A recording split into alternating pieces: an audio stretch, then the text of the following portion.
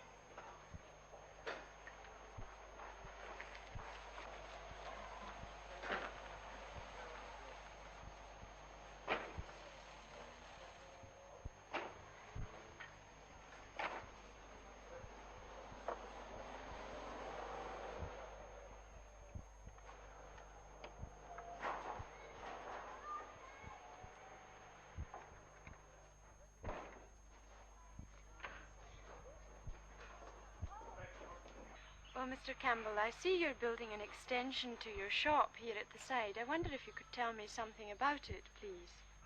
Well, this is a lounge bar and restaurant we're building because we're finding there's increased demand for passing traffic, people wanting meals. So this is what we're intending coping with that business. Is this to cater for the bed and breakfast type of tourism in the area?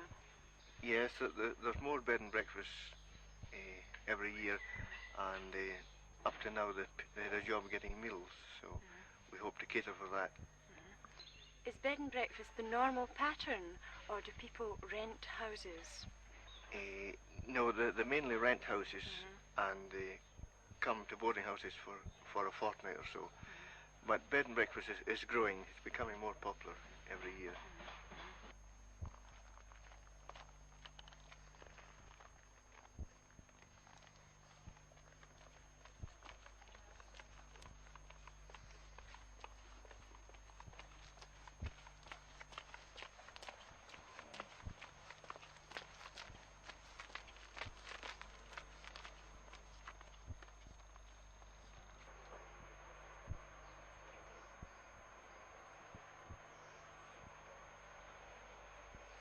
Excuse me, Mr. Brownie. Yes. Could you spare a few moments for me to ask you some questions on fishing? Yes. Well, perhaps we could sit down over here while I get my tape recorder ready, and we can get on with the interview. I believe you've been fishing for clams, Mr. Brownie. Yes, Now, that's right. what exactly is a clam? It's just a type of shellfish. Some of the same kind of things are an oyster, only flat on the one side and round on the other side. And where do they lie? I mean, where do you find them? They lie in the bottom, usually from about 8 to 20 fathom of water, just here and there around the coast. Do you need to use any special equipment to fish for clams? Yes, you use dredges, with steel dredges, like a harrow, with teeth on them. Like a what? Like a harrow, with yes, teeth. yes, There's teeth on them, to dig them up. Do you just put one overboard, or where do you... No, there's three on the one side, in a bar, three on the other side. So it's 6 in all. Some works 2, some works as many as 5 a side, it depends on the size of the boat.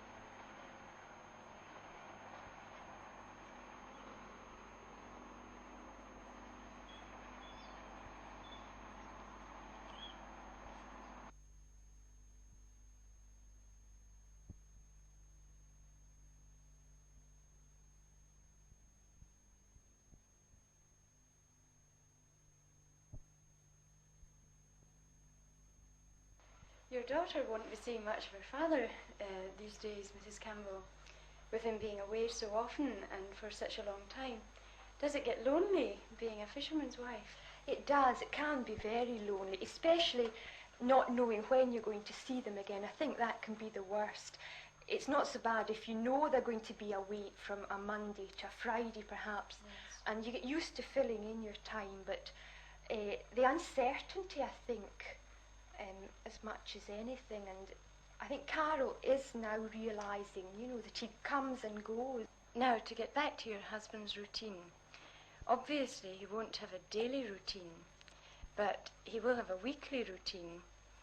What are his hours on average? In a normal week, for the past few weeks, let's say, they've left the harbour at 6 o'clock in the morning. They're working over in the Ayrshire coast, but it takes about 4 hours to get there. That's maybe about 10 o'clock they're starting work. The clams, they fish daylight, nearly all the hours of daylight. So in the summer it can be from 4 o'clock in the morning, until maybe 10 at night. When they're fishing the herring, this routine is reversed, is it? Yes, they fish more or less all the hours of darkness, So in the winter, that's their longest time. In the summer, it can be very short, the night, we need to make the most of it. But it is, the opposite way about, really. What hazards does your husband face fishing in this area? I try not to think about them. And it's not until you read of disasters and things that it brings home to you just what they are facing. I suppose they're not so great, maybe in the Clyde as when they're at the herring, or even at the clams in the west coast. If they're crossing the Minch, it can be pretty stormy. But last week, for instance, my husband, he took a nail off his finger and squashed his finger. One of the dredges fell on them. That's not the weather. The weather had nothing to do with that, but just the heavy gear itself, that they're working with. But I suppose weather is the main danger. But he's engineering boats, so he likes to think his boat's seaworthy. Yes, he keeps it's up to him, I suppose, to keep it. But I suppose some of them do take chances. Yes. Do the fishermen receive a regular income, or is this No, that's one, I think, maybe of the worst things of being a fisherman's wife. You don't know from one week to another what you're going to make. You can make £4 one week, 40 the next, And it's very difficult to budget, and it's very difficult if you've any financial commitments, like paying up a house as we are. It's very, very difficult. You have to make the most of a good week. You can't. You can't say, "Oh, good, we've got £40 this week. I'll dash out and buy something." You have to put by for a rainy day. You really have. I'd like to tape record some of this material, Mrs. Campbell, for use in the classroom, because it's the kind of thing which I couldn't give the children myself.